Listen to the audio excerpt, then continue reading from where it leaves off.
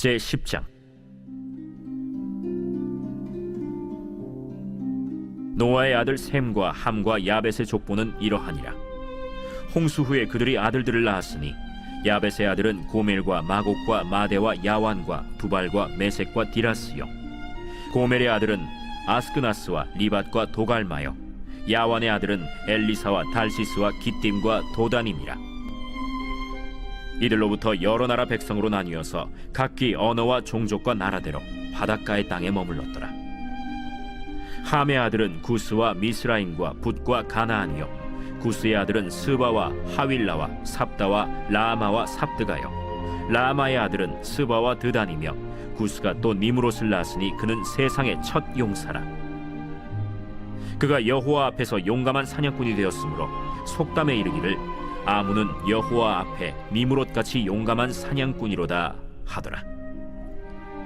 그의 나라는 시날 땅의 바벨과 에렉과 악갓과 갈레에서 시작되었으며, 그가 그 땅에서 아수르로 나아가 니느웨와 르호보딜과 갈라와 및 니느웨와 갈라 사이에 레센을 건설하였으니 이는 큰 성읍이라. 미스라임은 루딘과 아나밈과 르하빔과 납두힘과 바드르심과 가슬루힘과 갑도림을 낳았더라. 가슬루힘에게서 블레셋이 나왔더라. 가나안은 장자 시돈과 헷을 낳고 또 여부스 족속과 아모리 족속과 기르가스 족속과 히위 족속과 알가 족속과 신 족속과 아르왓 족속과 스말 족속과 하맛 족속을 낳았더니 이후로 가나안 자손의 족속이 흩어져 나아갔더라. 가나안의 경계는 시돈에서부터 그라를 지나 가사까지와 소돔과 고모라와 아드마와 스보임을 지나 라사까지였더라. 이들은 함의 자손이라 각기 족속과 언어와 지방과 나라대로였더라. 셈은 에벨 온 자손의 조상이요 야벳의 형이라. 그에게도 자녀가 출생하였으니 셈의 아들은 엘람과 아수르와 아르박삿과 룻과 아람이요, 아람의 아들은 우스와 훌과 게델과 마스며, 아르박삿은 셀라를 낳고 셀라는 에벨을 낳았으며, 에벨은 두 아들을 낳고 하나의 이름을 벨렉이라 하였으니 그때 세상이 나뉘었으며 벨렉의 아우의 이름은 욕단이며, 욕단은 알모닷과 셀렙과 하살마웻과 예라와 하도람과 우살과 디글라와 오발과 아비마엘과 스바와 오빌과 하윌라와 요밥을 낳았으니 이들은 다 욕단의 아들이며, 그들이 거주하는 곳은 메사에서부터 스발로 가는 길의 동쪽 산이었더라. 이들은 셈의 자손이니 그 족속과 언어와 지방과 나라대로였더라. 이들은 그 백성들의 족보에 따르면 노아 자손의 족속들이요, 홍수 후에 이들에게서 그 땅의 백성들이 나뉘었더라.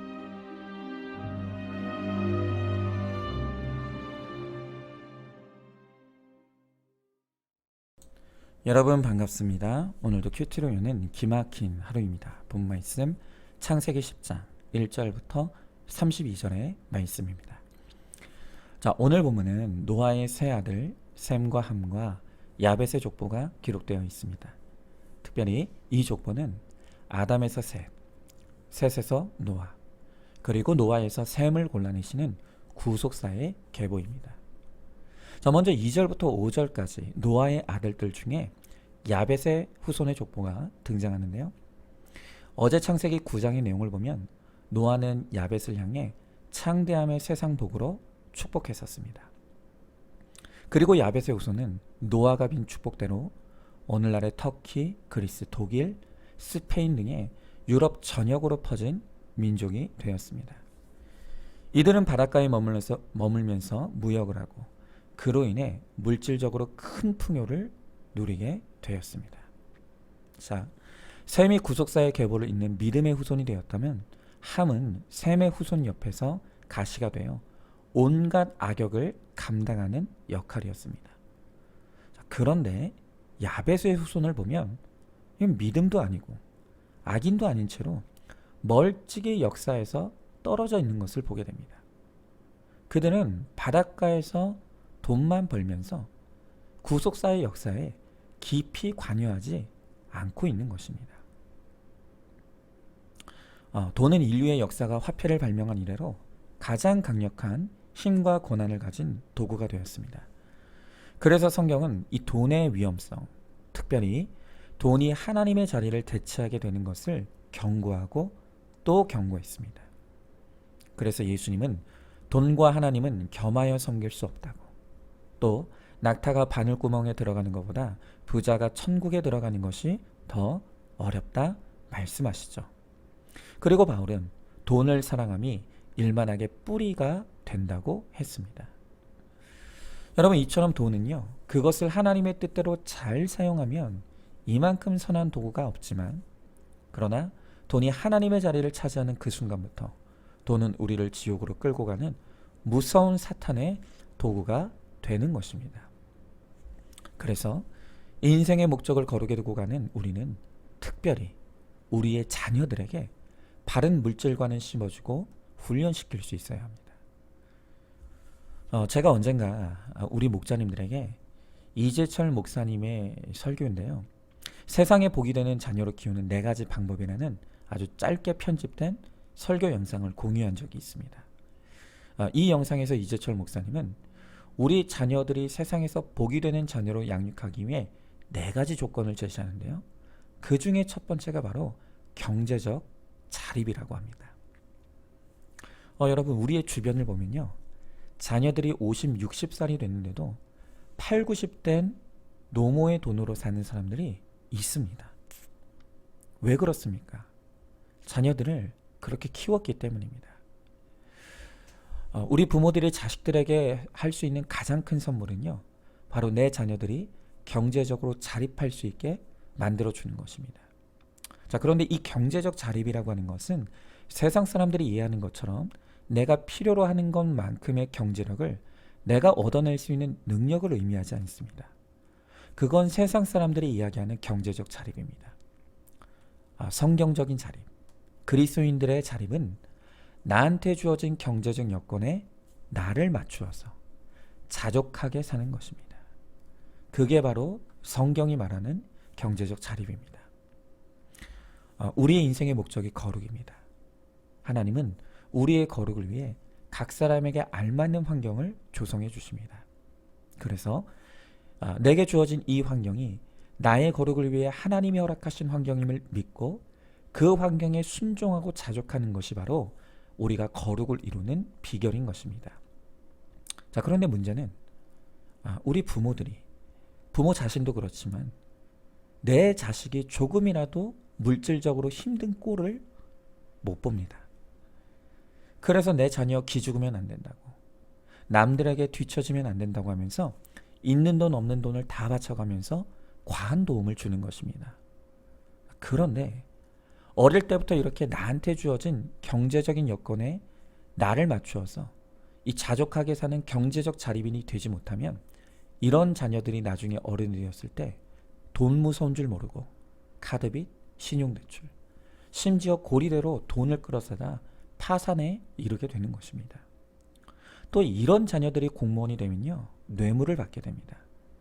내가 필요로 하는 만큼의 돈이 있어야 되니까 내 직위를 이용해서라도 내가 필요로 하는 만큼의 돈을 긁어 모으는 것입니다. 자, 그러나 무엇보다 이 부모가 자녀의 경제적인 자립을 돕지 못하고 조금만 어려우면 도움을 주게 될 때 이 자녀는 어려움이 생길 때마다 하나님을 찾고 생각하는 것이 아니라 부모님을 찾게 되는 것입니다. 고난 가운데 조물주가 아닌 물주인 부모가 자녀의 하나님이 되고 마는 것입니다. 여러분, 그렇게 되면 부모가 자녀의 구원을 가로막는 것이죠. 여러분, 누구라도 고난을 통과하지 않고는 구원에 이를 수 없습니다. 그런데 여전히 내 자녀의 육에만 관심이 있는 부모들은 내 자식 고난당하는 것이 보기 싫어서 하나님 노릇을 하다가 자식의 영과 육을 다 망가뜨리는 것입니다. 여러분, 그것은 내 자녀를 사랑하는 것이 아니라 자녀를 망하게 하는 것입니다. 우리 자녀들의 영이 세워지기 위해서는 반드시 물질의 훈련을 통과해야 합니다. 그래서 내게 주어진 환경에 순종할 줄 알고 그 고난과 어려움 속에서 주님을 찾고 부르짖게 되고, 그래서 주님이 책임져 주시는 은혜를 체험하고 누릴 수 있게 해주어야 합니다. 그렇게 되지 않으면 바로 오늘 여기 등장하는 야벳의 후손처럼 돈 때문에 망하는 인생이 되고 말 것입니다. 자, 한번 질문해 봅니다. 나에게 돈은 어떤 존재입니까? 돈을 사랑하고 사모하기에 하나님 없는 것은 괜찮아도 돈 없는 것에는 벌벌 떨고 있지는 않습니까? 내 자녀에게 거룩을 위해 허락하신 환경에 순종하는 모습을 보여주고 있습니까? 자식 기죽이면 안 된다고 분에 넘치는 물질적 도움을 주면서 자녀에게 하나님보다 부모를 찾고 의지하게 하고 있지는 않습니까? 자, 다음으로 6절부터 20절에는 함과 그의 아들 가나안의 후손들이 나옵니다. 이 함의 후손들은 아프리카 지역에 흩어져 거주했습니다. 이 함의 후손 중에 구스의 아들 니므롯이 있는데요. 그는 최초의 용사로 성경에 기록되어 있습니다. 유프레테스강 유역의 신할 땅, 지금의 이라크 지역을 본거지로 해서 바벨론, 아수르, 니느웨 등의 인류 최초의 제국을 창건한 사람들이 바로 이 함의 후손들입니다. 그러니까 이 함의 후손들은 세상적으로 보면 너무 똑똑하고 무에서 유를 창조하는 용사였고 영웅입니다. 자, 그런데 이 니므롯이라는 이름의 뜻에는 반역자라는 의미가 있습니다. 그들은 그 이름대로 지금까지도 이슬람의 본거지가 되어서 전 세계에 테러를 일으키며 반역자의 역할을 하고 있는 것입니다. 그러나 그럼에도 불구하고 이들은 너무 형통합니다. 제국을 건설하고 사람을 착취하고 하나님께는 반역을 합니다. 함의 자손에서 나온 아수르, 바벨론, 블레셋, 가나안이 끝까지 이스라엘을 괴롭혔습니다. 또한 여호수아가 정복전쟁을 치렀던 이 적과 꿀이 흐르는 땅을 이 가나안 자손이 다 차지하고 있었습니다. 함의 자손 중에 이렇게 영웅이 나오고 강력한 민족들이 나왔습니다. 여러분, 이것을 어떻게 해석해야 될까요? 분명히 노아는 함을 향해 저주를 선언했는데, 그런데 저주받은 민족인 함의 후손들이 이 땅에서 잘 되는 것입니다. 여러분, 반드시 기억할 것은 세상에서는 하나님께 버림받은 자가 택한 자들보다 얼마든지 번성할 수 있다는 것입니다. 자, 그러나 하나님 없는 악인의 형통은 일시적인 것입니다. 잠시 반짝 빛날 수는 있지만 역사를 통해서 이들이 식민지와 노예 생활을 경험한 것을 우리는 너무 잘 알고 있습니다. 여러분, 우리는 이 세상에서 권력자들이 대단하다고 말합니다. 하지만 우리나라 역사만 해도요, 이 권력이 얼마나 무상한지를 우리는 똑똑히 볼 수 있습니다. 초대 대통령인 이승만 전 대통령이 장기 독재를 집권을 꾀하다 국민적 저항에 부딪혀 하와이로 도망가듯 망명한 것을 시작으로 해서 역대 대통령들이 살해당하고 자살하고 감옥 가고 또 그 자녀들과 가족들이 비리에 연루되고, 도대체 어느 한 사람 온전한 결말을 맞은 사람이 우리나라의 역사에 이제껏 단 한 사람도 없었다는 것입니다. 이렇게 하나님 없는 삶은 안개와 같아서 금세 사라질 것이기 때문에 우리는 결코 악인의 형통을 부러워하지 말아야 합니다. 이 함의 족보는 바로 이 세상의 찰나적인 저주받는 함의 족보인 것입니다. 자, 한번 질문해 봅니다. 하나님을 안 믿는 친구가 성품도 더 좋고 자녀들도 더 잘 되는 것을 보며 기가 죽습니까? 일시적인 형통이 부러워 영원한 구원의 축복을 놓치고 있지는 않습니다. 자, 이제 마지막으로 21절부터 29절까지는 셈의 후손의 계보가 나옵니다. 세속의 역사가 아무리 찬란해도 하나님의 관심은 언제나 택한 백성을 향해 있습니다. 이 셈의 후손들의 면면을 살펴보면요, 셈의 후손 중에는 이름난 영웅이 없습니다. 그러나 하나님이 택하시면 살아있다는 것 자체만으로도 무명한 자 같으나 아브라함, 다윗, 예수님이 오시는 족보를 누리게 되는 것입니다. 하나님이 택하시면 그 자체로 이 땅에서 최고의 인생인 것입니다. 우리는 성경에 기록된 이 구속사의 계보를 보면서 예수님이 어떤 혈통을 통해 오시는지를 보게 되는 것입니다. 오늘 성경은 부자가 된 야베스 족보, 또 제국을 이룬 함의 족보가 아닌 무명한 자들의 족보인 셈의 족보를 통해 예수님이 오시는 것을 보여줍니다.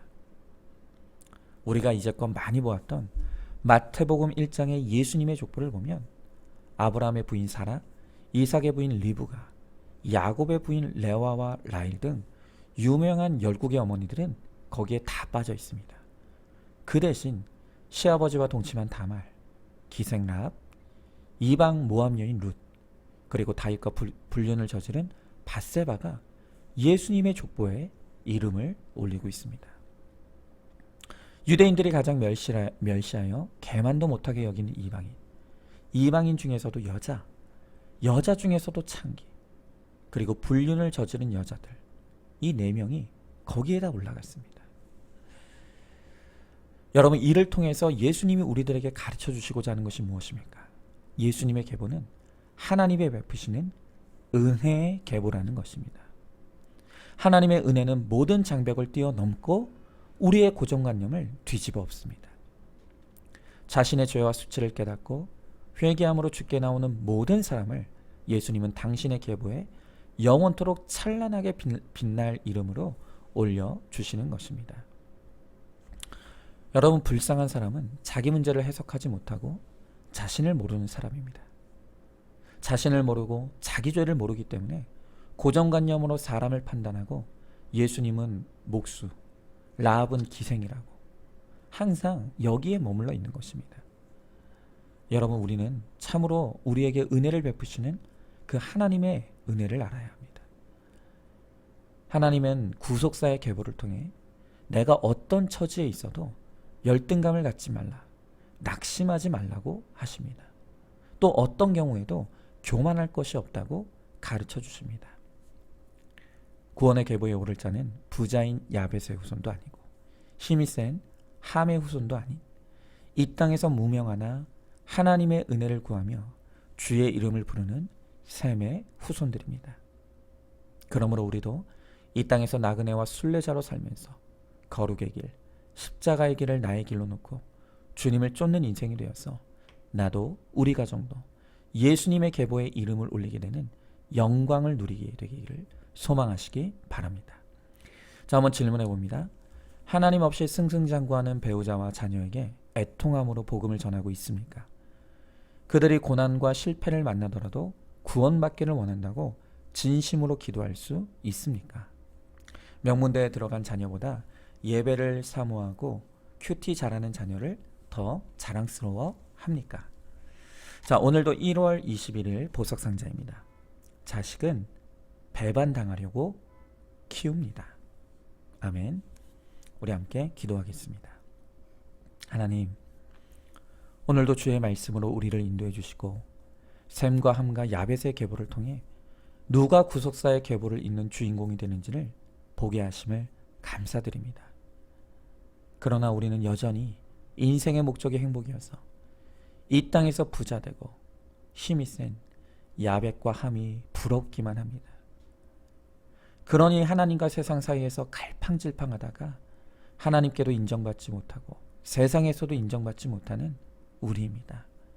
주님, 우리를 불쌍히 여겨주시고 용서하여 주시옵소서.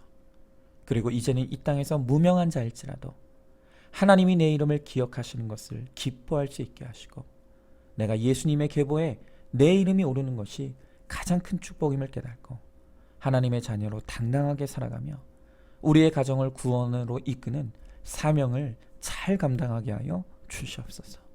믿사오며 예수님의 이름으로 기도드리옵나이다. 아멘. 오늘도 큐티로 기막힌 하루를 살아내는 하늘가족 공동체 우리 모든 성도님 되시기를 주님의 이름으로 축복합니다.